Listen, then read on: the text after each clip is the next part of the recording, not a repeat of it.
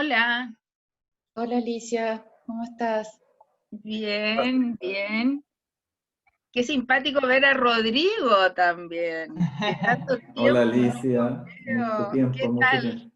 Bien, ¿y ¿Cómo tú? está el WTI? Estamos llenos de banderas, como ves, todavía funcionando. Sí, muy impresionante. ¿Están las banderas pero no los alumnos o están ambos? Tenemos algunos alumnos que han logrado llegar a Suiza, tenemos hoy día le hice clase a 6 y el resto le hice clase en línea al mismo tiempo, Wow, pero esperemos que puedan llegar más. bueno. ¿Cómo ha estado la familia? Todo muy bien, Alicia, gracias a Dios. Espero que para ustedes también. Bueno, me alegro de verte. También a ti. Y también a Rodrigo, por supuesto. Y a Astrid, y a Doris, a Carlos, a Fabiola, en fin, a todos. Muchas gracias igual. Muchas gracias Gusto, Alicia, ¿cómo gusto estás? verte. Sí, genial. Ya, entonces, ¿está todo el mundo ya ingresado?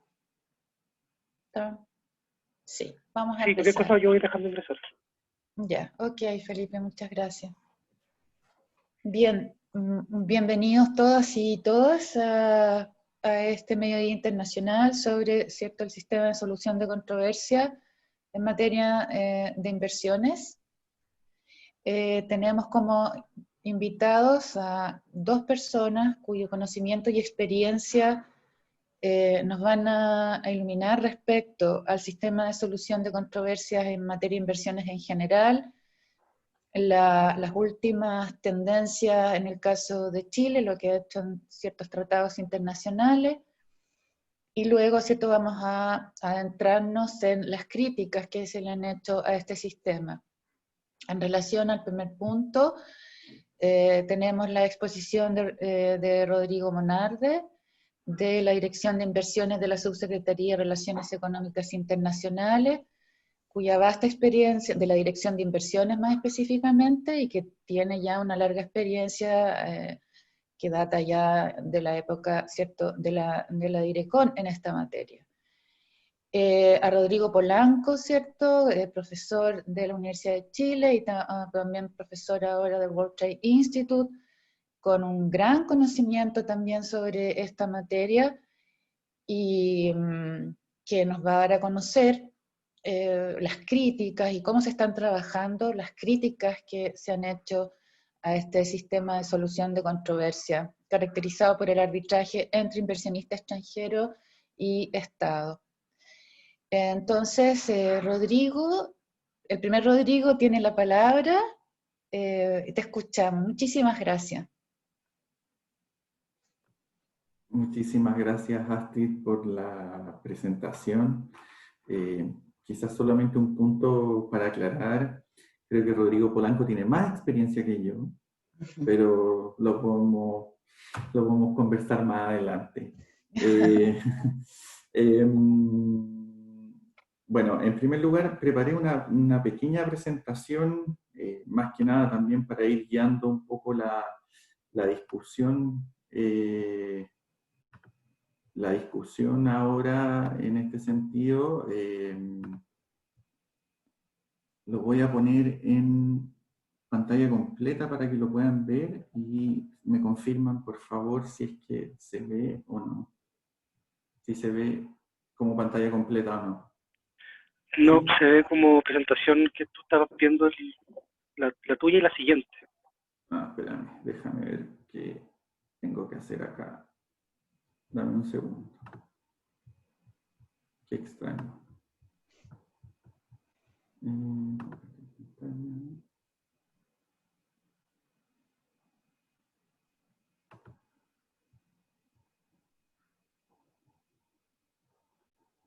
Ya sé lo que es. Dame un segundo.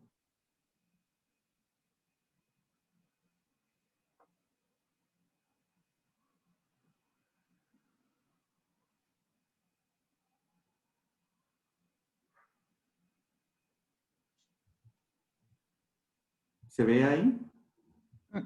No, ahí sí. Ahora sí, perfecto. Ya, pero estoy muy adelantado en la presentación. Dame un segundo. Ahí sí.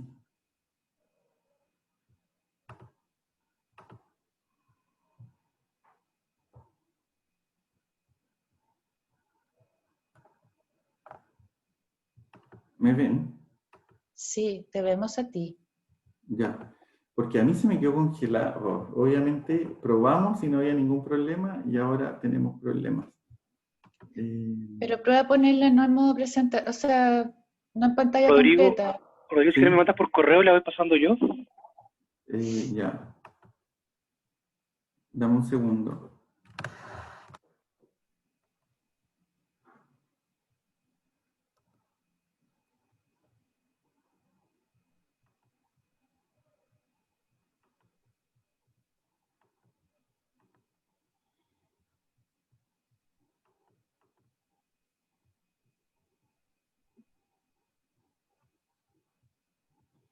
No, ¿sabes que no? A mí se me quedó congelada mi pantalla. ¿A ustedes? Nosotros te Te vemos vemos a ti. bien. Dame un segundo, no sé por qué se me quedó congelada mi pantalla y no puedo hacer nada. A ver.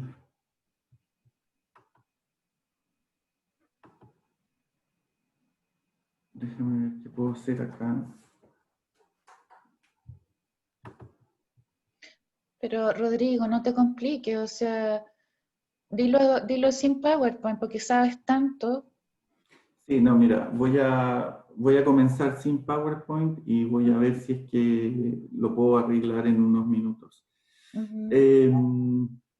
A ver, básicamente lo que busco con esta presentación un poco es hablar en términos generales del procedimiento de solución de controversia inversionista-Estado.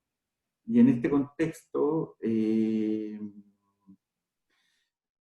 creo que es importante entender ciertos elementos que son como un poco claves a cómo se ha ido desarrollando el procedimiento. Si uno parte, y un poco de antecedente histórico sin entrar en mucho detalle como de la historia de esto, pero uno parte con el primer acuerdo de inversiones o EIT por su sigla en inglés, suscrito entre Alemania y Pakistán en el año 1959. Luego la creación a través de la convención del CIADI, la creación del Centro de Arreglos de Diferencias en materia de arbitraje e inversiones, el año 66, que entró en vigor en 66, el cual Chile ratificó en el año 1991.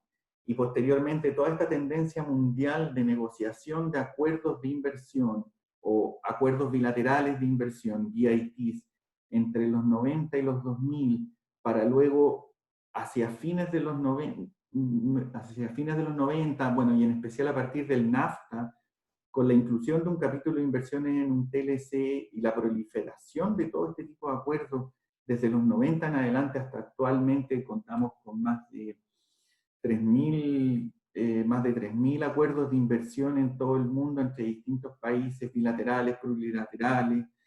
En este sentido hay que entender un cierto contexto como de la naturaleza de ciertos elementos del arbitraje inversionista-Estado que se explican desde su origen. Y en ese sentido no es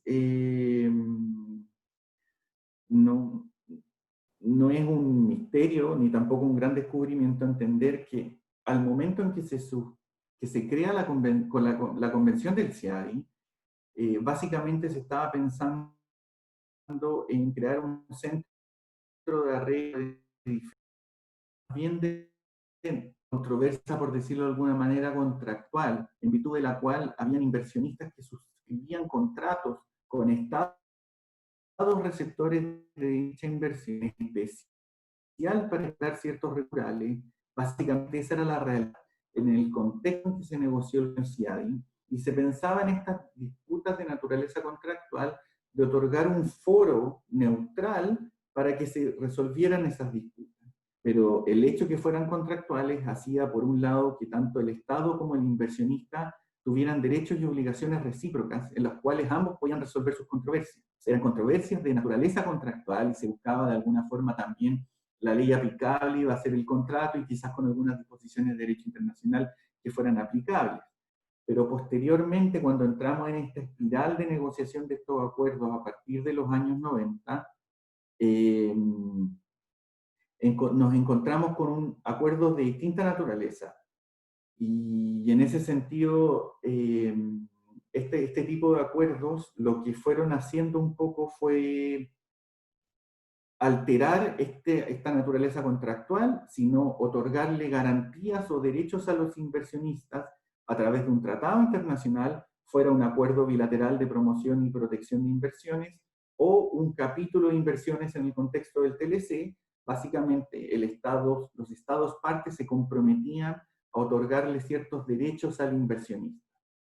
Y en el otorgamiento de estos derechos, no habían obligaciones recíprocas para los inversionistas, en los cuales los estados solamente otorgaban derechos y los inversionistas no tenían ninguna obligación. Y esa es un poco la génesis de lo que va generando un poco, creo yo, las dificultades que empiezan a generarse en el procedimiento de solución de controversias en materia de inversiones.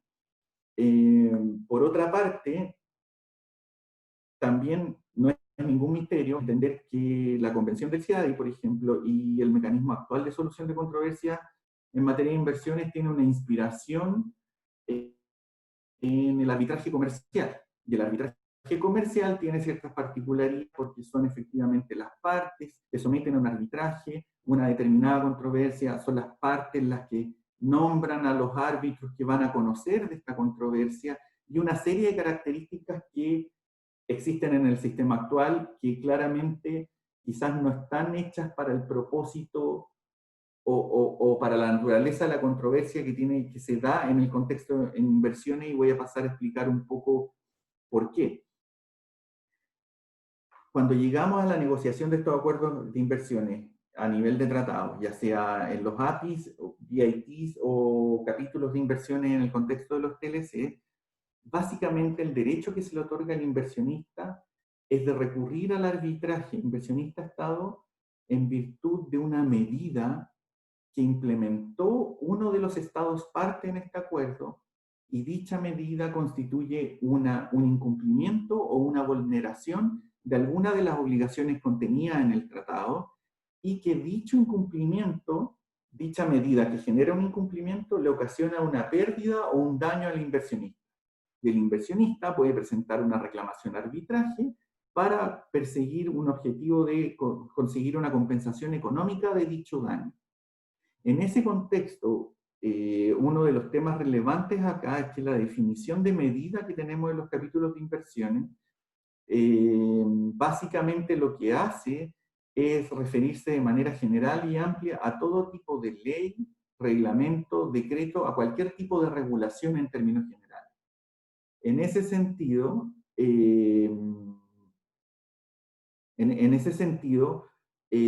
acá hay un componente, por decirlo de alguna manera, de derecho público, de interés público, en donde existen regulaciones que van a ser de alguna forma desafiadas por los inversionistas usando estos mecanismos de solución de controversia inversionista-Estado. Entonces, este elemento público, creo yo, dado a que el procedimiento actual tiene una inspiración en el arbitraje comercial, y de alguna manera también se pensó, pensando en un arbitraje institucional como en el CIADI, se pensó en controversias más bien contractuales y no en virtud de un incumplimiento de un tratado, creo yo que van generando ciertas tensiones en lo que ha venido pasando en materia de solución de controversias y cómo el sistema en sí ha respondido frente a esta situación. Es como en el fondo ir haciéndole arreglos a una camisa que no te queda bien en ningún momento, pero tratas de arreglarla de alguna forma para poder usarla.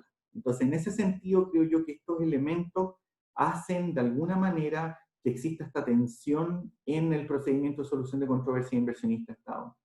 Por otro lado, y uno de los elementos que me gustaría destacar también, dice relación, bueno, con las normas de procedimiento. Y acá también hay una diferencia entre los BITs y los capítulos de inversión. Y quizás acá vamos a entrar un poco más en detalle mencionando algunas instituciones procesales que se han venido desarrollando en los últimos años a propósito de esta tensión.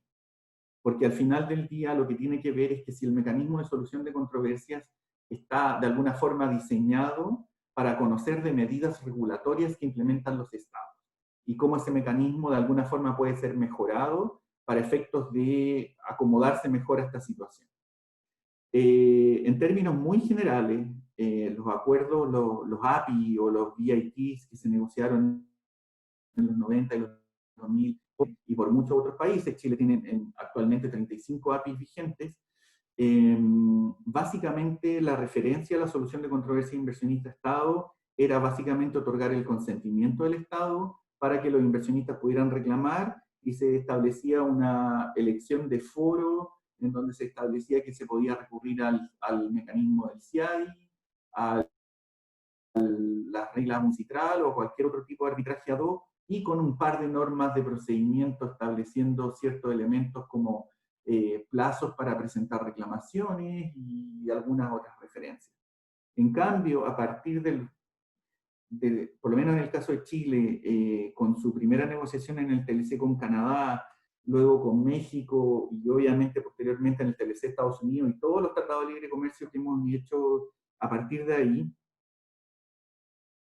se busca crear un procedimiento de solución de controversia inversionista mucho más detallado, en donde de alguna manera lo que busque es balancear un poco tanto los derechos que se le otorgan al inversionista como las facultades regulatorias que tiene el Estado para que tenga una adecuada defensa en materia de procedimiento.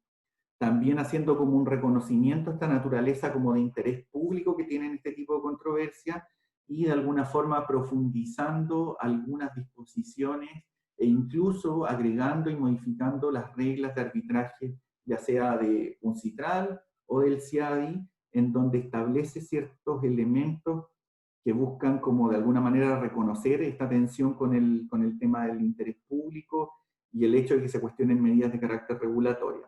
Pienso inmediatamente en normas vinculadas a transparencia del procedimiento arbitral. En términos generales, el arbitraje comercial, en este caso internacional, no tiene una preocupación particular por normas de transparencia, porque lo más probable es que las disputas privadas que se ventilan en arbitraje comercial no necesariamente tienen un interés público del cual exista un interés de la ciudadanía por conocer y participar incluso de este tipo de procedimientos. Son más bien controversias de carácter privado y quedan en el ámbito privado. Pero las controversias inversionista-Estado, como de alguna forma ya les expliqué, el hecho de que se cuestione una medida regulatoria implementada por el Estado que puede ocasionar un daño a un inversionista, se genera una situación de interés público que es distinta. Entonces, en los últimos años había una tendencia por profundizar las reglas de transparencia del procedimiento. Por un lado, en hacer más transparentes las distintas instancias, por permitir la participación de terceros que puedan estar interesados en estos procedimientos, de amicus curiae, y que puedan presentar observaciones y escritos y puedan ser parte del procedimiento. También está la participación de la parte no contendiente en la disputa, es decir, en el caso, pongamos un ejemplo, Chile-Australia, un inversionista australiano demanda al Estado de Chile, en este caso el Estado australiano, como tercero, no siendo parte en la disputa, puede presentar descargos, puede presentar algunos temas vinculados a la interpretación de dicho acuerdo, porque pueda tener un interés en que el tribunal interprete de la manera en que Chile y Australia tuvieron la intención de negociar ciertas cláusulas. Por otro lado, también se han incluido mejoras procedimentales en materia del tratamiento de las objeciones preliminares, en especial en aquellas que tienen vinculación con la jurisdicción que pueda tener el tribunal, o por otro lado, la jurisdicción y competencia que puede tener el tribunal, obligando al tribunal a conocer de todo este tipo de objeciones preliminares para efectos de no llegar al fondo y fallar en el fondo, tanto la discusión de fondo y de forma de la controversia. Se establecen desincentivos para la presentación de demandas frívolas. Por otro lado, se establecen normas de conducción del procedimiento. Y obviamente vamos también incorporando ciertos nuevos elementos que tienen que ver con este arbitraje más bien comercial, basado o inspirado en el arbitraje comercial. Dado que son las partes en la disputa, y en este caso sería Chile, el inversionista, o el inversionista chileno con el Estado donde está invirtiendo, quienes tienen la facultad para seleccionar los árbitros. La regla general es que los árbitros sean 3, el presidente del tribunal se nombra de común acuerdo por las partes, o por otro lado, si no hay acuerdo, a falta de acuerdo, sería el secretario general del CIADI el que nombra el presidente del tribunal, lo importante acá es que nosotros hemos identificado ciertos elementos que buscan mejorar el procedimiento de selección de árbitros, cómo uno se puede oponer, qué requisitos tienen que tener los árbitros, para efectos de dar, de nuevo, tratar de soslayar o de alguna forma hacerse cargo de este concepto de interés público y de algunas críticas que han habido con la conformación de los tribunales, en especial en tribunales arbitrales en ciertos casos. Y efectivamente uno de los temas acá que ha surgido en los últimos años está vinculado con el conflicto de interés, por ejemplo. Y en ese sentido, discusiones más recientes y tratados más recientes como Chile-Argentina o en el CPTPP se han establecido normas éticas y de manejo de normas de código de conducta para los árbitros que puedan ser nombrados, tratando de alguna forma de recoger estas aprehensiones que han sido manifestadas en los últimos años por la sociedad civil y buscando mejorar este procedimiento de solución de controversia inversionista-Estado. Así puedo nombrar una serie de otros ejemplos, pero lo más relevante acá es que siempre se ha intentado, a través del mecanismo de solución de controversia inversionista-Estado, incluir elementos que busquen de alguna forma mejorar el procedimiento como originalmente fue ideado. Sin embargo, y me dicen si es que me queda tiempo todavía para entrar un poco más en detalle en algunos temas, sin embargo, lo relevante acá es entender que hay características originales del procedimiento, en el sentido de que tiene una inspiración de arbitraje comercial, por lo tanto está más pensado en la celeridad del procedimiento, más que en, como podríamos llamarlo, como en qué tan correcta es la decisión en virtud de la cual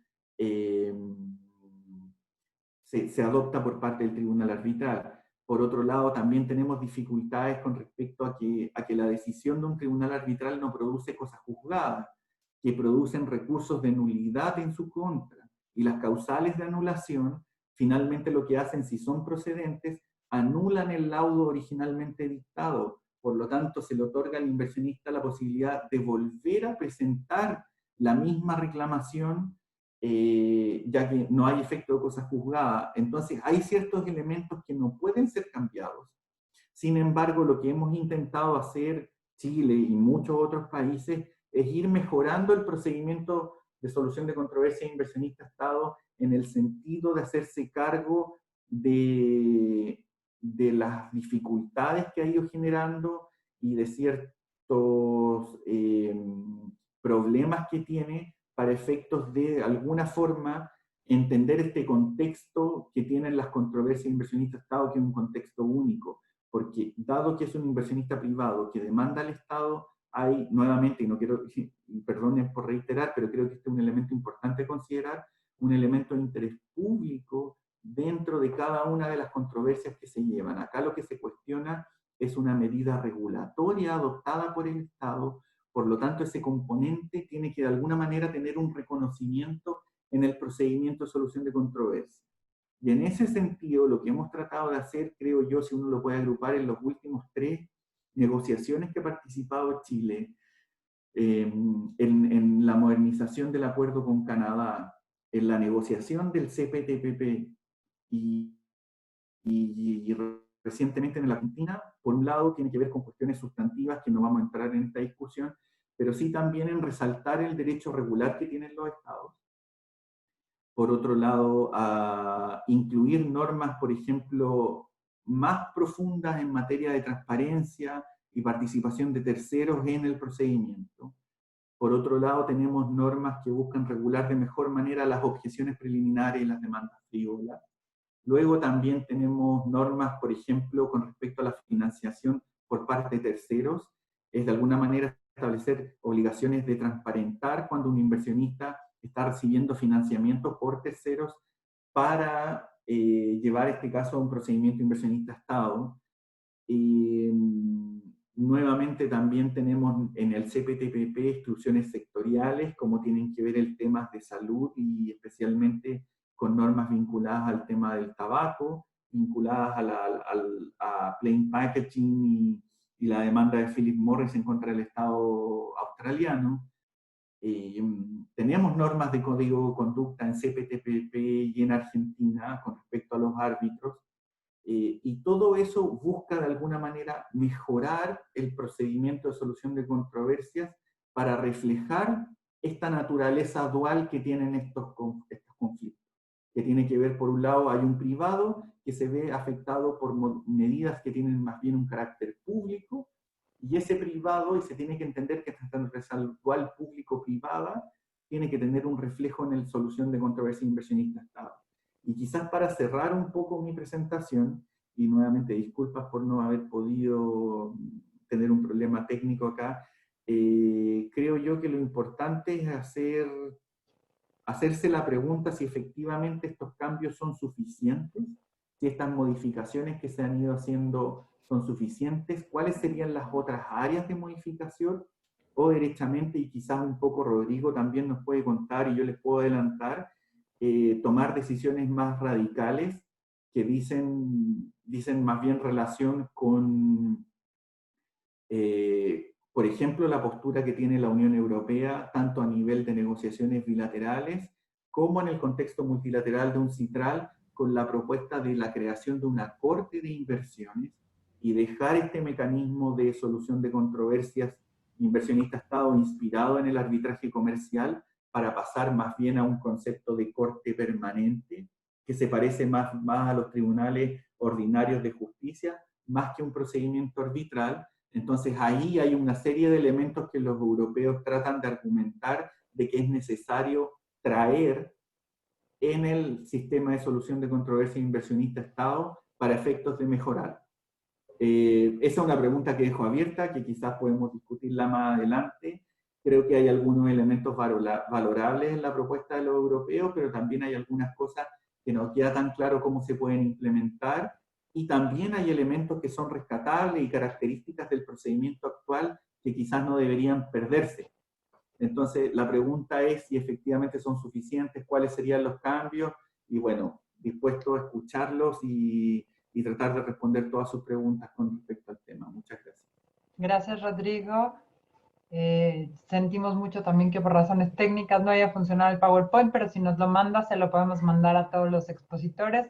Astrid está con un problema, se nos cayó, así que en lo que regresa le paso la palabra a Rodrigo Polanco, y les agradezco mucho a los dos el participar en este ciclo. Okay, muchas gracias, Doris. Muchas gracias por la invitación a Doris, a Felipe, a Astrid y a Rodrigo por presentar el tema. Voy a tratar de no tener el mismo problema, a ver si funciona. Ustedes me cuentan si se ve la pantalla. ¿Sí? Se ve bien, sí. Se ve bien. sin problema. Sin problema, sí. Yo voy a centrar mi posición en las críticas que se han hecho a este sistema de arbitraje de inversiones. Rodrigo ya expuso el corazón del asunto, así que me voy a centrar inmediatamente en los problemas y cómo se están abordando esos problemas en algunas instancias a nivel internacional. Para los que no han estado muy familiarizados con el tema de los tratados de inversiones, los tratados de inversiones son como los hombres en realidad. Son todos iguales, pero nunca son exactamente iguales. Todos los hombres son iguales, todos los tratados de inversiones también, pero tienen pequeñas diferencias que hacen que no sean exactamente iguales. Pero sin embargo tienen ciertas cláusulas que son comunes a la gran mayoría de ellos. Y una de esas cláusulas es la cláusula de solución de controversia, donde normalmente se incluye una solución de controversia Estado-Estado y una solución de controversia inversionista. Pero esa cláusula de solución de controversia básicamente lo que hace es salvaguardar una serie de derechos sustantivos que se reconocen a los inversionistas en el tratado. Por ejemplo, el trato nacional, la cláusula de nación más favorecida, el estándar mínimo internacional de tratamiento, trato justo y equitativo, protección contra la expropiación, etc. Entonces, es un medio para un fin, no es una cláusula que tenga un valor por sí solo necesariamente. Y también es importante quizás tener esto en cuenta porque si bien los tratados tienen casi todos la misma estructura, lo que está dando a hablar, lo que está generando críticas es el arbitraje inversionista-Estado, y la solución de controversia Estado-Estado casi ni se menciona porque prácticamente no se utiliza. Vamos entonces a estas las críticas. La primera crítica que se formula es que este es un sistema completamente ilegítimo. Es ilegítimo porque algunos piensan que los inversionistas extranjeros utilizan este sistema de arbitraje de inversiones para impugnar las medidas adoptadas por Estados, que los Estados siempre actúan en razón del interés público, y que son 3 personas, normalmente, en un juicio arbitral, que son designadas de manera ad hoc, es decir, no tienen un nombramiento permanente como jueces, y la cuestión de la legitimidad es que si árbitros o jueces temporales que trabajan en el sector privado normalmente o en la academia, tienen legitimidad para resolver problemas de interés público. Y para algunos este es un tema de base, el sistema es ilegítimo porque estos árbitros temporales no son jueces y por lo tanto no tienen legitimidad para resolver estos temas. La segunda gran crítica que se formula es que el sistema genera demandas de un costo, demandas elevadas, o sea, las compensaciones que los inversionistas reclaman son altísimas. Ustedes ven las cifras, son de millones de dólares, y si bien los laudos arbitrales no otorgan esa suma, han habido unos laudos muy, muy altos.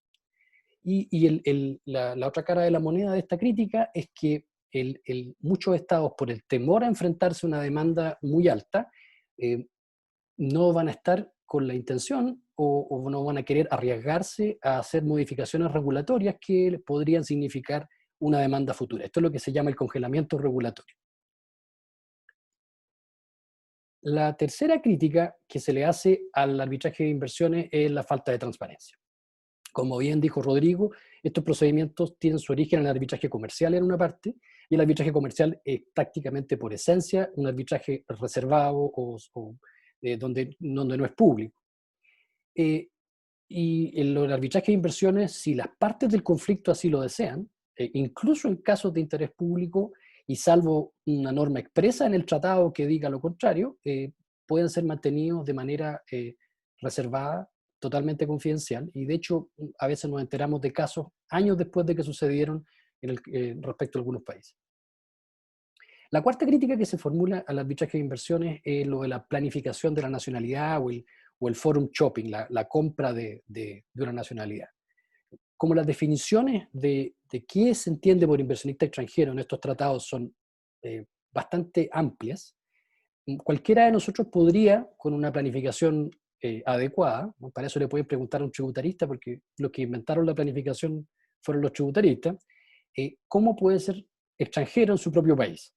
Y esto no es una pregunta filosófica, sino que esto es una pregunta netamente de cómo beneficiarse de los tratados de inversión para tener la calidad de extranjero y poder elegir qué foro voy a ocupar o qué nacionalidad voy a tener.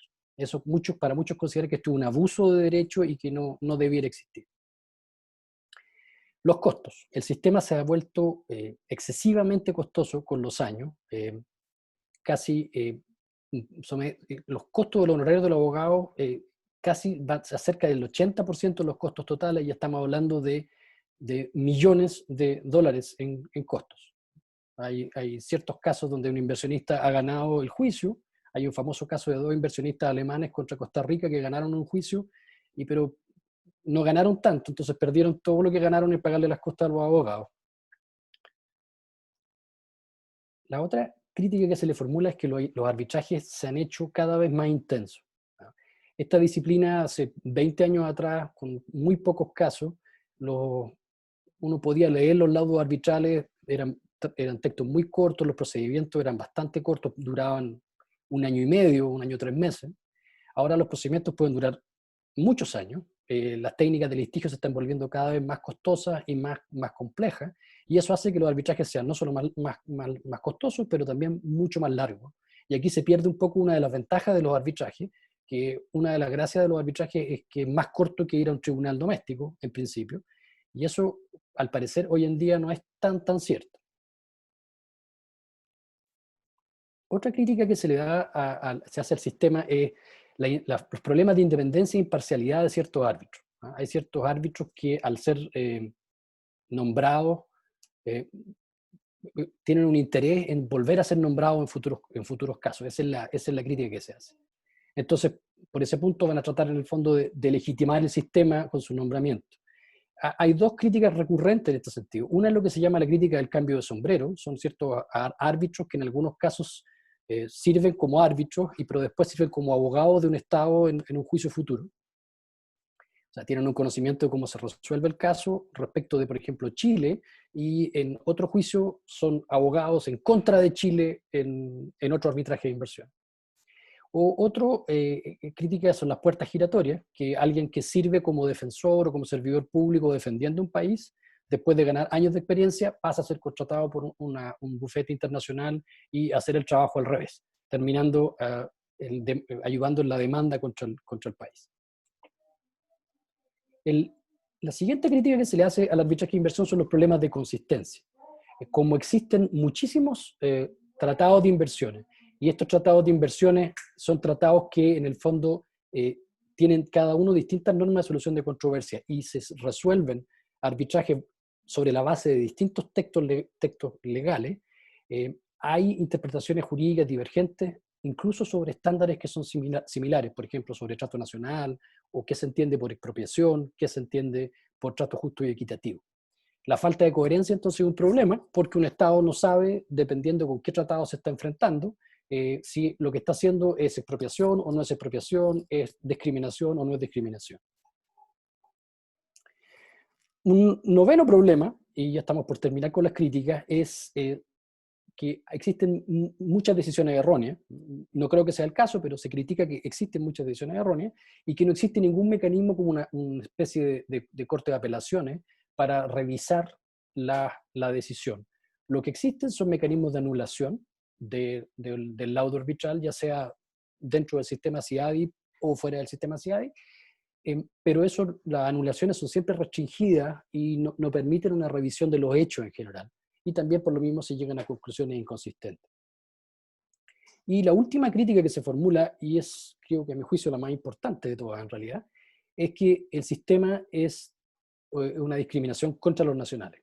Se le otorga un derecho a los inversionistas extranjeros que los nacionales no tienen, que es de demandar al Estado receptor de la inversión fuera de los tribunales del Estado receptor de la inversión. Entonces, por ejemplo, ante una medida eventualmente discriminatoria del Estado chileno, los inversionistas extranjeros protegidos por los tratados de inversiones tienen la posibilidad de demandar a Chile fuera de los tribunales nacionales, mientras los inversionistas chilenos no tienen esa posibilidad en principio, salvo que se compren o se creen una nacionalidad extranjera, lo que también es bastante discutible, como conversamos antes. Esas son en general las 10 críticas, si quieren hacerlas de manera bastante simplificada, son las 10 críticas principales que se le hacen al sistema. En relación a estas 10 críticas, los estados han reaccionado de manera distinta. Aquí se sigue la teoría de la salida o de vocear las críticas. Algunos estados han adoptado la estrategia de la salida, salir del sistema. Venezuela, Bolivia, Ecuador, Sudáfrica, bueno, Sudáfrica no estuvo tanto dentro del sistema, terminaron una cantidad importante de tratados de inversiones, se salieron del CIADI. Sudáfrica nunca estuvo en el CIADI, pero terminó tratado de inversiones. Salir del sistema no existe, la solución entonces pasa por otros mecanismos, como por ejemplo las cortes locales. La segunda alternativa es mejorar el sistema. El sistema tiene problemas, pero nos quedamos dentro del sistema, lo mejoramos, como por ejemplo lo que propone Chile, como Rodrigo expuso antes, lo que proponen otros países como Japón y en realidad yo diría la gran mayoría de los países. Y una tercera estrategia es crear alternativas al sistema. Eso es lo que está haciendo, por ejemplo, la Unión Europea con su idea de la creación de una corte permanente de inversiones, o países como Brasil, que lo que están propugnando es un énfasis más en la prevención de la solución de controversia que en los mecanismos de adjudicación para la solución de controversia. Y si me quedan algunos minutos, les puedo contar un poco en qué está la discusión a nivel internacional sobre estos temas. Aquí no les quiero dar la impresión de que hay una sola discusión y que todo está siguiendo una hoja de ruta coherente, pero quiero hablar de la discusión que a mi juicio es la más importante en los últimos años, que es la que está teniendo lugar en UNCITRAL, o como en español se dice CNUDMI, en el grupo de trabajo 3 desde diciembre del 2017. Desde esa fecha, y de manera relativamente regular, un número importante de estados se ha reunido a reconocer el elefante en la habitación y decir, hay un problema con el sistema. Esa es la única cosa en la que en primer lugar pudieron ponerse de acuerdo, porque después lo siguiente es, ¿qué hacemos con el sistema? Hubo una serie de problemas inicialmente, incluso para elegir quién iba a dirigir la discusión. Pero las cosas ahora al parecer se ven un poco mejores, y hay ciertos aspectos donde existe al menos cierta consenso en que son temas que son abordables para una discusión común, lo que no significa que vayamos a terminar con un tratado multilateral en estos temas, pero por lo menos se está generando una sustancia de discusión. Una de ellas sobre la forma de solución de controversia del sistema, y acá se está hablando la alternativa del mecanismo multilateral, ad hoc y permanente, y crear un centro de asesoramiento, por ejemplo, para los estados, o crear un mecanismo de revisión o apelación independiente que funcione como una especie de corte de apelaciones independiente de cuál sea el tribunal arbitral de primera instancia, crear jueces de tribunal, jueces permanentes de tiempo completo, ya sea con un sistema de una instancia o con doble instancia, como mencionó Rodrigo, métodos de nombramiento de árbitros respetando normas de ética, un código de conducta para evitar el cambio de sombreros, para evitar las puertas giratorias, y eso en general. Los otros temas son ya en específico los métodos de nombramiento de árbitros y jueces, como ya mencioné, pero también a las posibilidades de hacer recusación y desafiar el nombramiento de ciertos árbitros y jueces en caso que exista conflicto de interés, ya que sea que surja antes del nombramiento o después del nombramiento. Como mencionó también Rodrigo, otro de los temas que se han puesto los estados de acuerdo a discutir es que las partes del tratado tengan más control sobre la interpretación de los tratados, ya sea a través de interpretaciones conjuntas o a través de interpretaciones unilaterales que hagan la parte que no es contendiente en la disputa. Y después hay mecanismos, hay una discusión bastante políticamente correcta, digamos, sobre los mecanismos de prevención y mitigación de controversia, darle bastante énfasis al manejo de los conflictos antes de que se eleven a las disputas. Algunos estados, por ejemplo, como India y Estados Unidos, recientemente apuntan al agotamiento de los recursos internos, es decir, ir a los tribunales nacionales primero y si no funciona, ir a los tribunales arbitrales internacionales. Procedimientos para tratar demandas infundadas o demandas frívolas y gestionar los problemas de costas y tratar de disminuir los altos costos que genera el sistema. Esto está precisamente expuesto en el siguiente punto.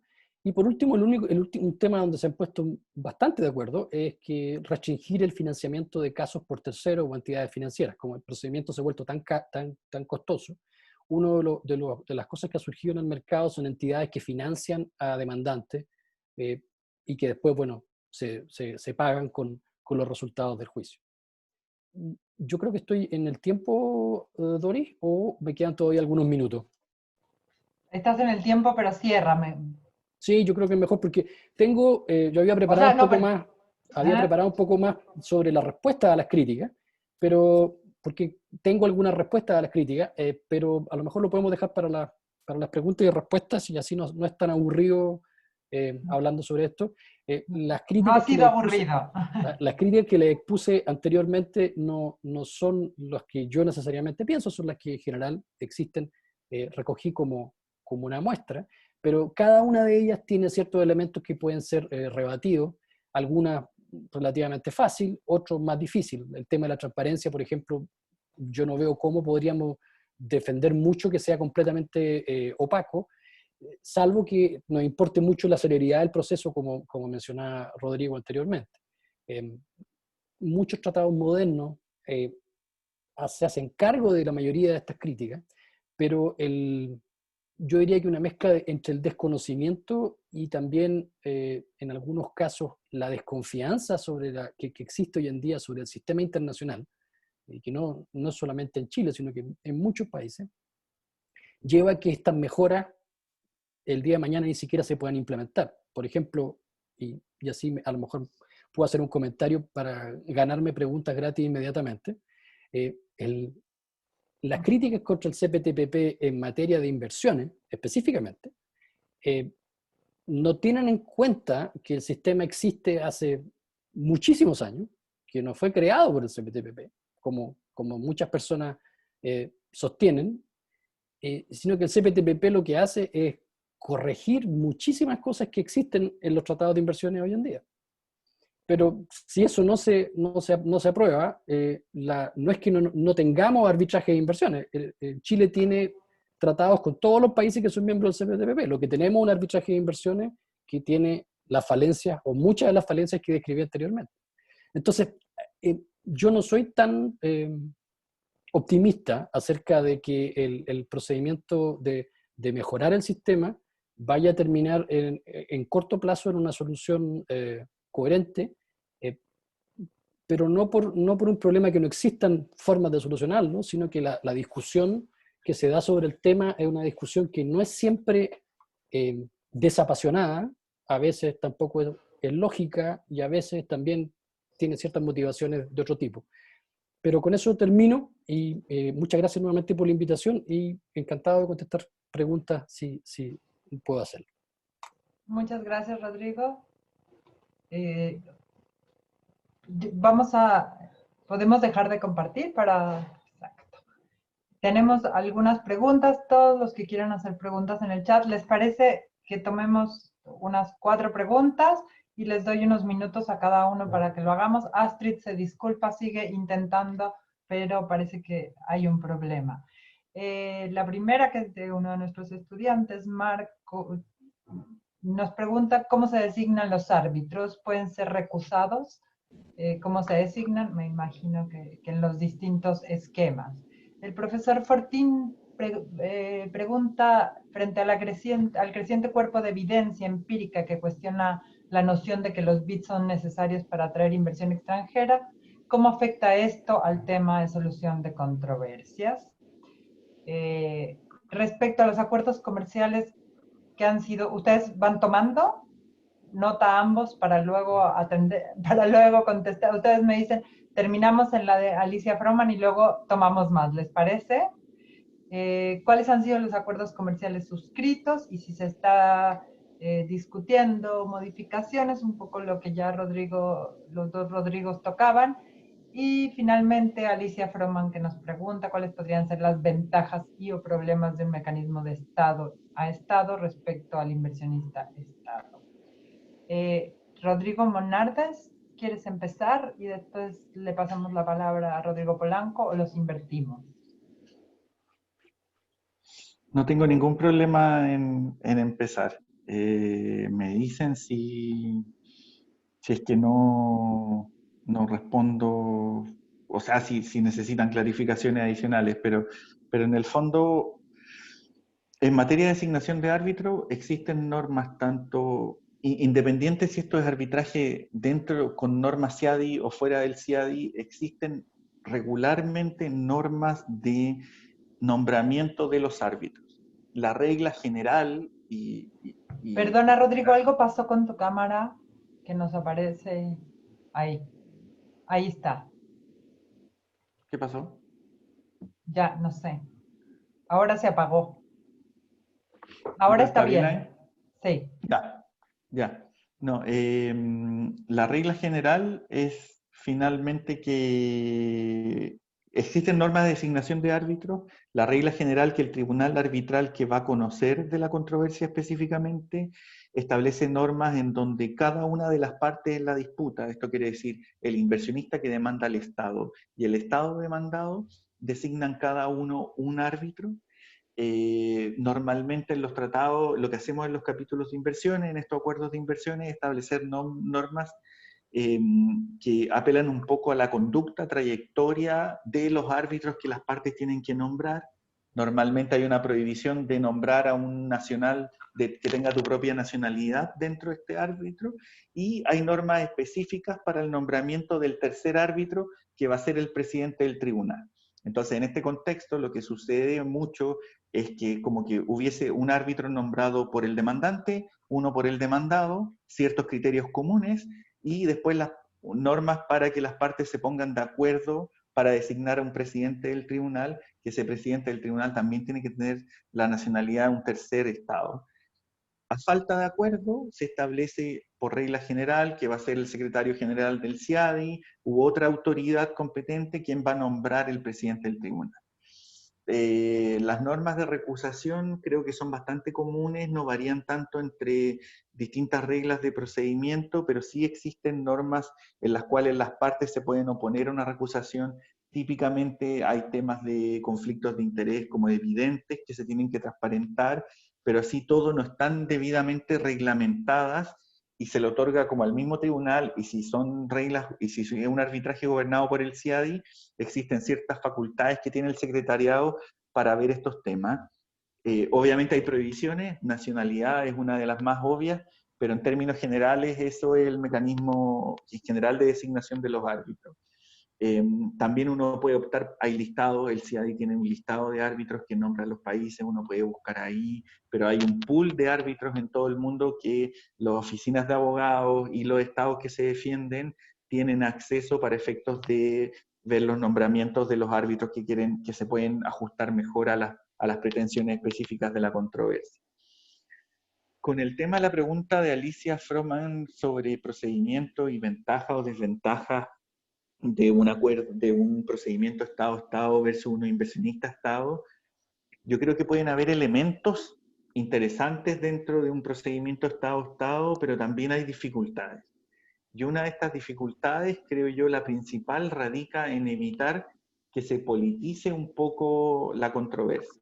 En términos generales, lo que se trató de hacer, y quizás de manera un poco más extrema, con la creación del mecanismo de solución de controversia inversionista-Estado y dándole a los inversionistas la posibilidad de mandar al Estado, era evitar generar estos conflictos más bien políticos entre Estados.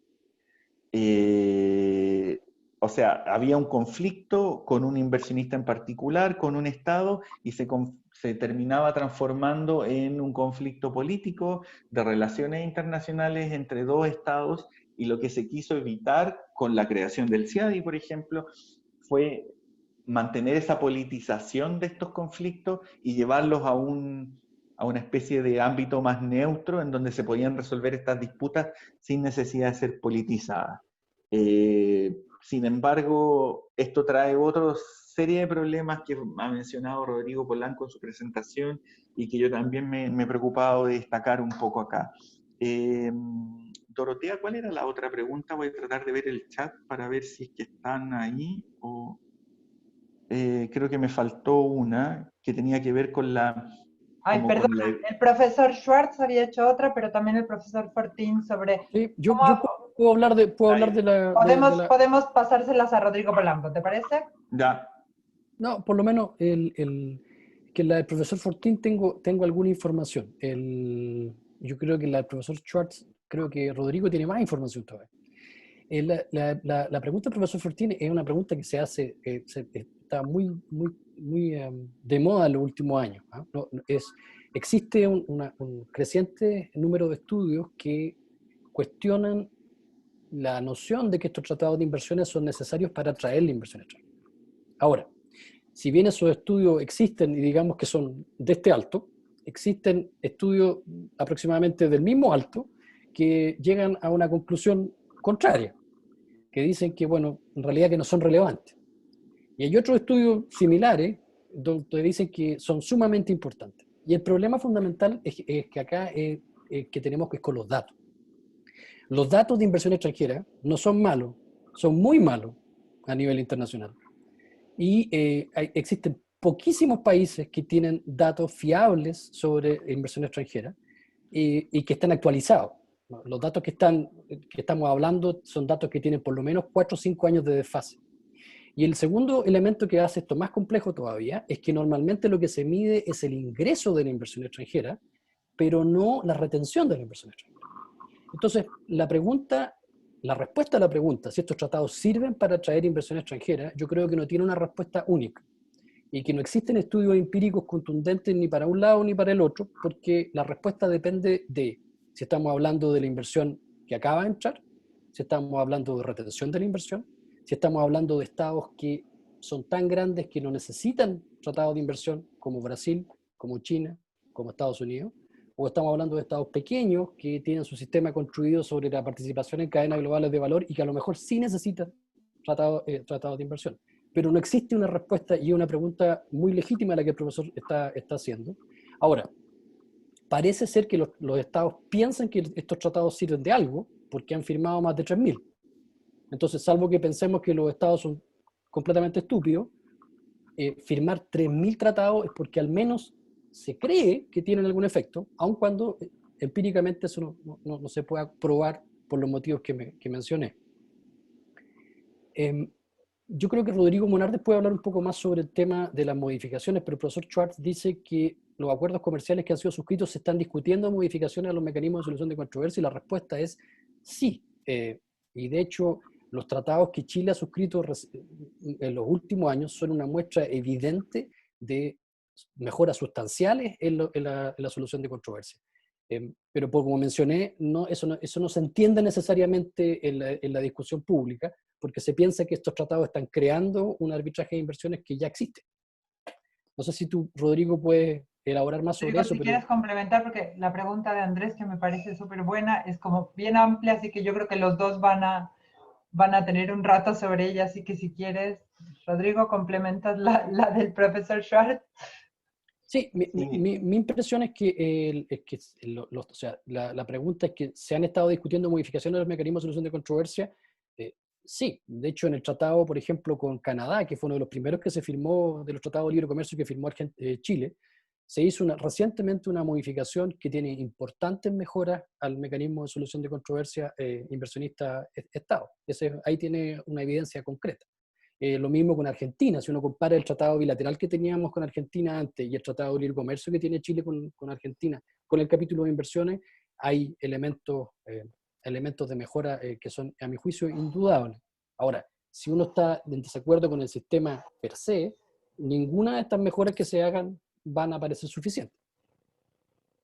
Rodrigo Monardes, a lo mejor tú quieres contarnos un poco también lo de la Unión Europea.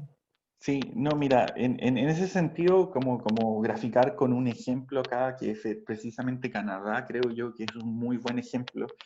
Canadá fue el primer TLC que se firmó.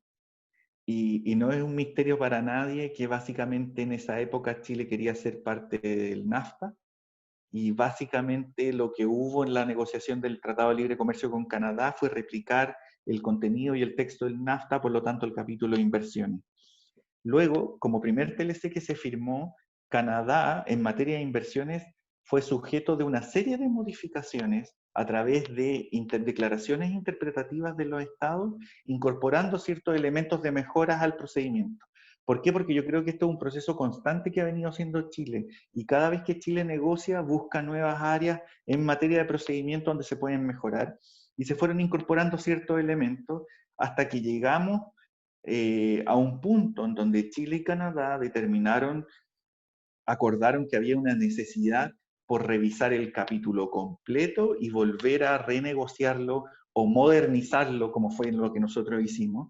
Entonces ahí hay un ejemplo en donde Chile efectivamente ha tenido una actitud revisionista, por decirlo de alguna manera, cada vez que negocia materias de inversiones, porque cada día va apareciendo nueva jurisprudencia y generándose alguna preocupación, alguna dificultad, algún punto que aclarar en esta materia, y la idea es ir trabajando con los estados para mejorar el procedimiento. Pero de ahí vienen efectivamente otros temas vinculados a reformas más profundas al sistema, y que tienen que ver un poco con lo que me comentó Dorotea, que es la negociación con la Unión Europea, y un poco lo que Rodrigo Polanco también ya habló de lo que está sucediendo en UNCITRAL, porque en UNCITRAL también estamos discutiendo una propuesta de creación de una corte permanente en materia de inversiones propuesta por la Unión Europea. Por lo tanto, actualmente lo que tenemos es, por un lado, los europeos en un momento que estaban comenzando las negociaciones con Estados Unidos, la creación de un tratado de libre comercio entre la Unión Europea y Estados Unidos, conocido como el TTIP, realizaron una serie de consultas públicas a su sociedad civil para efectos de ver los temas comerciales a discutir con Estados Unidos. y inversiones fue uno de los temas que más se llevó la participación ciudadana, que generó más interés y más debate al interior de la Unión Europea. Y con respecto a ese debate con la sociedad civil, la Unión Europea determina como parte de su política la creación de una corte de carácter permanente. Que si uno va a la presentación de Rodrigo, cuando hablaba de la legitimidad del sistema, de la falta de consistencia, los europeos creen que con la creación de un tribunal permanente, ya no con árbitros, sino con jueces, y jueces nombrados por los países parte. O sea, en este caso ya no existiría el derecho al inversionista de nombrar a su árbitro, sino que son jueces que vienen nombrados a priori de la existencia de la controversia, se resuelven una serie de elementos y una serie de las críticas actuales que Rodrigo ya detalló en su presentación. Y eso es un poquito ya una reforma más estructural al sistema actual. Y no necesariamente, y aquí podemos entrar en el ámbito también de las opiniones un poco personales, pero no necesariamente la creación, por ejemplo, a mi juicio, la creación de una corte de carácter permanente con jueces nombrados de antemano, puede ayudar mucho a la consistencia en las decisiones, incluso con un mecanismo de apelación, porque esta propuesta de la Unión Europea son jueces permanentes con un recurso de apelación. Sí puede contribuir, pero también hay que tener presente que lo que mencionábamos a propósito de la firma de los VITs y la atracción de inversión extranjera, dado que existen más de 3.000 acuerdos de inversión actualmente vigentes, y por mucho que sean similares en su contenido, existen diferencias, y esas diferencias van a hacer que también sea muy difícil que las decisiones sean consistentes. En este caso, una corte permanente multilateral, en el caso que existiese, va a tener que lidiar con esta proliferación de más de 3.000 acuerdos de inversión que va a tener que interpretar en algún minuto.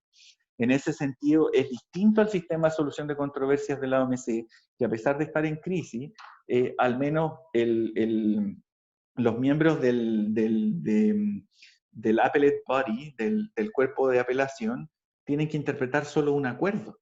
Y así todos han recibido críticas. Entonces, también hay ciertas dificultades que dicen relación con que, en este caso, propuestas un poco más reformistas como la de la Unión Europea, quizás tampoco solucionan todos los problemas que pueden tener estos acuerdos, que pueden tener que las críticas que se le han hecho. Muchas gracias. Tenemos un grupo más de preguntas. No sé si ustedes las pueden ver en el chat. Sí, sí, las podemos ver en Y a el lo chat. mejor así yo no las leo y no perdemos más Sí. tiempo, y ustedes pueden, a partir de la de Andrés Ursúa, Sí, que también... la de Andrés, una pregunta súper interesante. A ver, la respuesta a la pregunta es qué tan probable que se demande el Estado chileno ante una nueva constitución. La respuesta va a depender mucho sobre de qué nueva constitución vamos a tener. Ahora, yo no creo, independiente de lo que probablemente todos ustedes tengan opiniones distintas al respecto, que la diferencia en cuanto a ciertos derechos que estamos hablando, que son susceptibles de arbitraje, va a ser tan fundamental como para que se gatillen juicios de inversión. Pero si el artículo 1 de la nueva Constitución dijera se elimina toda forma de propiedad privada, bueno, probablemente sí tendríamos muchos juicios arbitrales. Ahora, yo no creo que eso suceda, pero la respuesta depende mucho de eso. Existe también los cambios de normas fundamentales como las constituciones no se ven de la misma manera como los cambios de leyes o de reglamento. No hay mucha jurisprudencia sobre el tema, pero la poca que hay le da un poco más de cierto reconocimiento a la autonomía de los estados de poder darse nuevas constituciones. Así que yo personalmente no creo que sea un tema, salvo que lleguemos a un extremo como al que yo describí anteriormente. No sé si Rodrigo piensa algo distinto. Mira, la verdad es que, claro, es difícil pensarlo en abstracto porque efectivamente, dado lo que se cuestiona es una medida impuesta por el Estado, efectivamente hay que ver cuál es el contenido que puede tener una nueva constitución.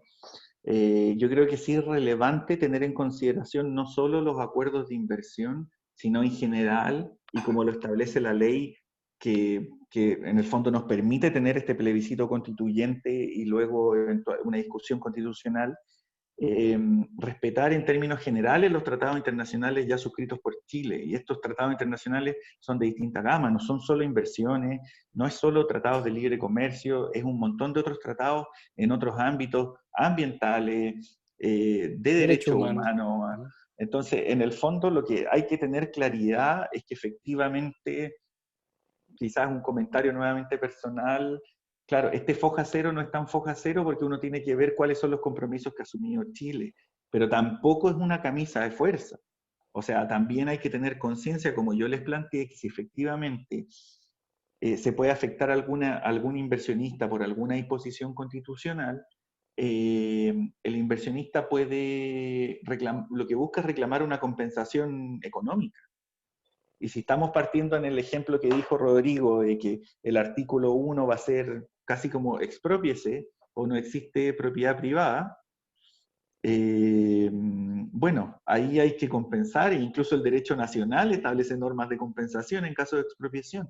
Entonces, en ese sentido también hay que tener claridad con respecto a cuál pueden ser los compromisos que tenemos internacionales, pero también entender de que en caso que no los vayamos a cumplir, cuáles son los efectos que eso tiene, digamos, el efecto de dicho incumplimiento. Pero es una discusión que en abstracto es muy difícil de tener, digamos. Muchas gracias. Continuamos con la de la profesora Civetti, sobre la opinión que tienen ustedes de crear un área jurídica en la estructura del Estado para actuar en solución de controversias en materia de inversiones, sin que esto haga que dependamos de oficinas extranjeras. O de oficinas locales también, no voy a, sin decir nombre. Este es un tema que, bueno, yo les puedo mandar un link, yo escribí un artículo hace un par de años sobre esto. Hay dos estrategias a nivel internacional. Hay estrategias donde los estados internalizan todo el proceso. Generalmente los estados que han tenido muchos casos de arbitraje han hecho eso. Por ejemplo, Estados Unidos, Canadá, Argentina, México. Ellos internalizan el proceso. Lo que tiene su lado positivo y tiene su lado negativo. El lado positivo es que se genera experiencia, se generan visiones de defensa coordinadas en todos los casos, se genera una memoria institucional siempre que los funcionarios permanezcan ahí.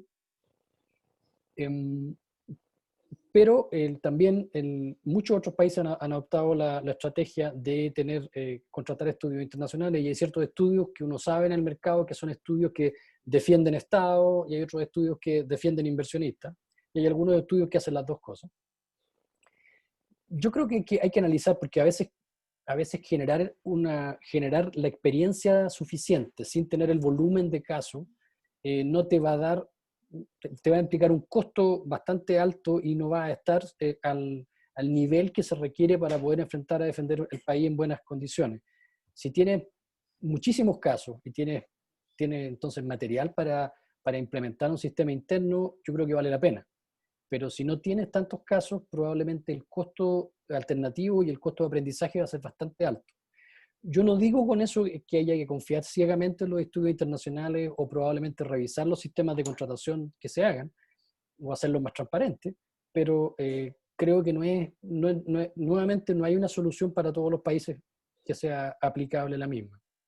Y podemos enganchar con la de Andrea. ¿Por qué crees que Chile ha sido pocas veces demandado en comparado con el resto de la región? Y luego vamos con Rodrigo Monaro. Bueno, de hecho, Chile tiene más casos donde inversionistas chilenos han demandado a Estados que inversionistas extranjeros han demandado a Chile. No mucho más, hay un caso más de un inversionista chileno que al revés. No sé, en general, la respuesta sería, yo diría, la estabilidad en general institucional, normativa que ha tenido Chile en los últimos años. Yo creo que esa es la respuesta. No es que hayamos escrito o firmado tratados fundamentalmente diferentes a los que han firmado otros países, porque eso no es cierto. Yo creo que la respuesta es que Chile, por lo menos hasta ahora, ha sido un país confiable para los inversionistas extranjeros, y por lo tanto eso no ha generado muy pocos casos. Y de hecho, si ustedes analizan los casos que existen, que uno los revisa, son casos que no obedecen una política estructural contra los inversionistas extranjeros. Son casos muy específicos, son normas particulares que afectaron a un inversionista y no a un grupo general de inversionistas. Así que eso creo que explica un poco por qué Chile no ha sido demandado desde mi punto de vista. Rodrigo, ¿quieres? Sí, mira, a ver, para complementar lo que dijo Rodrigo, porque efectivamente hay pros y contras de tener la expertise dentro del gobierno o contratarla fuera con abogado externo, yo creo que lo importante acá es mantener el mensaje de tener cierto control en cómo en este caso el Estado de Chile podría defenderse. Y acá un poco uno de los conceptos es que tiene que ver con la memoria institucional, que es un concepto muy relevante para nosotros, tiene que ver con, y no estoy diciendo que nuestra experiencia sea exitosa, pero en el fondo yo creo que los estados lo que deben procurar es, por ejemplo, de qué manera al enfrentarse a una controversia, cuál es la interpretación que le damos a ciertas normas.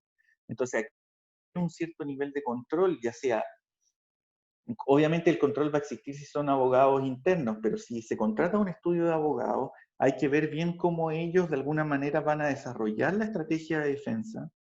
El estudio de abogado internacional puede conocer mucho el mecanismo de solución de controversia y cómo se lleva un arbitraje ante el CIADI o bajo norma UNCITRAL y tener mucha experiencia que quizás el abogado in-house no va a tener. Pero por otro lado, lo importante es que esos abogados no van a entender muy bien la medida que se cuestiona con el derecho chileno. Quizás no van a ser expertos en derecho chileno. Si la medida que se cuestiona es de materia de regulación energética en Chile o el sistema de transporte nacional, bueno, necesitamos esa expertise de derecho nacional, llevarla al procedimiento. Entonces, sin perjuicio, que a mí no me parece que sea una o la otra opción mejor, sí el Estado tiene que asumir que debe tener cierto control y monitoreo de la controversia. Por el hecho de contratar un estudio de abogado extranjero no implica desentenderse completamente. De ahí va a depender un poco un análisis costo-beneficio de cuántas controversias tenemos, y pues si pasamos a la segunda pregunta, efectivamente yo comparto que hemos tenido pocas controversias, y en parte también no es que se deba a que nosotros negociamos mejores tratados que el resto, me encantaría decirlo de esa manera, pero la realidad tiene que ver más bien con la estabilidad institucional que existe en Chile y que muchas veces también puede ser en la confianza que pueden tener los inversionistas en el sistema judicial local.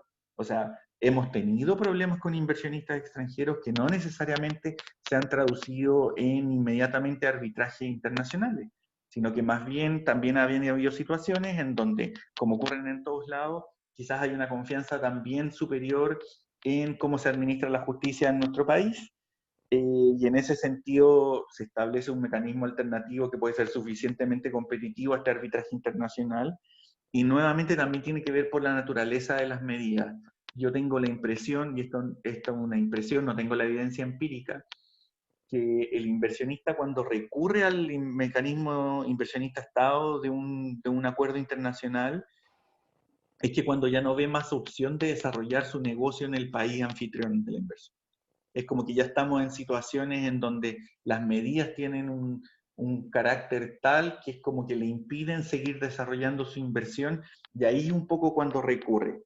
Porque muchas veces sí los inversionistas utilizan este mecanismo como amenaza durante todo el rato, durante la tramitación de un montón de proyectos de ley, lo hacen por prensa, pero muy pocos de ellos terminan traduciéndose efectivamente en esto. Entonces me da la sensación que también un poco la naturaleza de la medida nos ha permitido que tengamos pocas controversias. Muchas gracias. Nos quedan unos pocos minutos. Tenemos una pregunta más sobre la relación de la crítica referida a la ausencia de apelación y revisión de circunstancias de hecho en estos procesos desde el punto de vista del inversionista. A mí me gustaría, en mi terrible ignorancia y el poder que me dio sustituir a la pobre Astrid, que está muy enojada, preguntarles si China ha dado algún tipo de señal sobre su postura, sobre lo que piensa de estos sistemas de solución de controversias, si ha participado en este debate. Y me hubiera encantado, y a lo mejor lo hacemos en un futuro, que Rodrigo Polanco nos contara en qué mejora el CP, por eso le cambiaron el nombre a TPP-11, porque nos cuesta tanto decir CPPPT. Así que Si les pido a cada uno en 5 minutos que haga un cierre y No sé, Rodrigo, ¿quieres partir tú o parto yo? Da lo mismo. Dale tú. Ya, ok. Muchas gracias, Dori. Bueno, lo increíble es que los chinos se han comprado completamente el sistema. Y uno de los grandes defensores del sistema hoy en día son los chinos, lo que es increíble, porque en general, o sea, para los europeos es muy ofensivo, para los europeos del oeste, digamos, que un inversionista extranjero dude de los tribunales alemanes, franceses, ingleses, porque son tribunales del primer mundo, digamos. ¿Cómo podríamos nosotros dudar de que van a funcionar bien? Pero mi impresión es que, en el caso de China, ellos no tienen ningún complejo con que la gente no confíe en los tribunales chinos, y pueden haber distintas razones para ello, porque no entienden el idioma, porque no conocen el sistema, o porque no confían en ellos por motivos políticos. Entonces, desde ese punto de vista, la confianza que los chinos han puesto en el arbitraje, tanto comercial como de inversiones, durante años ha sido altísima. O sea, los chinos no tienen ningún complejo, es que alguien demande a China en un tribunal arbitral de inversiones. No solamente no tienen ningún complejo, han creado centros de arbitraje en China, donde se puede litigar en inglés en territorio chino. Así, y ahora se creó hace muy poco una corte, un tribunal permanente arbitral, donde se puede litigar en inglés también. Entonces, los chinos son los principales defensores del sistema hoy en día. Ahora, ayuda también a eso que los chinos son uno de los principales inversionistas extranjeros hoy en día. Entonces tienen el sistema es particularmente útil para ellos porque pueden emplearlo, ya que son de los principales inversionistas extranjeros en el mundo. Sobre la pregunta de la crítica al tema de los derechos humanos y si hay una vulneración por no tener apelación, sí, uno podría considerar que la falta de apelación es una vulneración al debido proceso, pero en los arbitrajes en general, en los arbitrajes que existen en Chile, normalmente no existe apelación. Esa es una de las gracias del arbitraje, que no hay apelación. Entonces, salvo que se cree la apelación en el mismo compromiso de arbitraje, no hay posibilidad de apelar. Entonces, si fuese una violación al debido proceso, eso también lo sería en los arbitrajes domésticos, por ejemplo. Entonces, y aún si creáramos un arbitraje, una instancia de apelación, como muy bien explicó Rodrigo, nada garantiza que esa corte de apelaciones internacional vaya a generar la coherencia que se piensa, porque van a resolver sobre 3.000 diferentes tratados que tienen textos distintos. Sin ir más lejos, piensen en la Corte de Apelaciones de Santiago. Si ustedes han litigado alguna vez, los abogados que litigan saben que ciertas salas de la Corte tienen ciertas tendencias, y algunos abogados incluso juegan a que caigan en la sala A, B o C, porque saben que tienen más posibilidades de que se resuelva en una forma u otra. Entonces, en nuestro mismo sistema, con una corte de apelaciones o con varias cortes de apelaciones, para ser preciso, también jugamos con que no es 100% coherente, que hay ciertas salas y ciertas cortes, en ausencia de una decisión de la Corte Suprema, que fallan de manera distinta. Y las salas de la Suprema, qué decirlo, depende de la composición de la sala, y a veces cambia la jurisprudencia. Entonces, mi mensaje para cerrar de mi punto de vista es que las críticas al sistema de arbitraje de inversiones, muchas de ellas tienen un origen fundado, pero el tema son las alternativas. El tema es que estamos criticando el sistema como que si existiera en el vacío. Y las alternativas al sistema muchas veces tienen partes importantes de estas críticas. Entonces, el sistema no es coherente. Sí, bueno, vamos a las cortes locales, es que tampoco son coherentes. El sistema tiene problemas, conflictos de interés. Vamos a las cortes locales, pero también hay conflictos de interés en las cortes locales. Creemos entonces un tribunal permanente con jueces. Y así evitamos de que los árbitros tengan conflictos de interés. Bueno, pero los árbitros nombrados por Estado no van a tener conflictos de interés, no van a querer seguir siendo nombrados por los Estados. Entonces, uno puede estar en contra o a favor del sistema, pero las críticas hay que pensarlas en un contexto y no solo el arbitraje de inversiones aislado. El arbitraje es uno de los mecanismos de solución de controversia, entonces si somos justos en evaluarlo, deberíamos evaluarlo comparándolo con los demás sistemas de solución de controversia que están disponibles. Y cuando quieras, Doris, conversamos largo y tendido sobre el CPTPP, el TPP-11, porque creo que en materia de inversiones es sin duda un avance a los tratados que existen con todos los países que ya Chile ha firmado un acuerdo en el CPTPP, y que en ausencia de ratificación del CPTPP siguen vigentes. Muchas gracias, Rodrigo. Bueno, por mi lado, solo un poco para cerrar y tomar un poco la posta de Rodrigo Polanco acá, habiendo sido parte de la negociación del CPTPP, puedo dar fe que la evaluación que nosotros hacemos del capítulo de inversiones, si uno le quiere poner apellido, es uno de los capítulos más progresivos o progresistas en comparación a lo que tiene Chile. O sea, esta evolución que hemos tratado de nosotros, por lo menos yo explicar, de que el sistema se ha ido mejorando constantemente en la medida que vamos negociando, el CPTPP marca un corolario en este sentido. Entonces, en cuanto a herramientas que pueda tener el Estado, ya sea en el mecanismo de solución de controversia, como en las disposiciones específicas, las obligaciones sustantivas del capítulo de inversiones, se hicieron mejoras relevantes con respecto a los tratados vigentes que ya tiene Chile.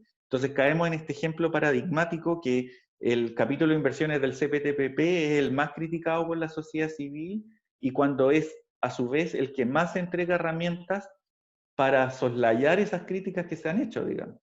O sea, si lo comparamos con el capítulo de inversiones del TLC con Estados Unidos, existen mejores herramientas, por ejemplo, código de conducta de los árbitros, la exclusión en materia de salud, hacer que la interpretación que hagan las partes del acuerdo sea vinculante para el tribunal, un montón de otros elementos que existen ahí, pero lamentablemente el CPTPP es uno de los más criticados.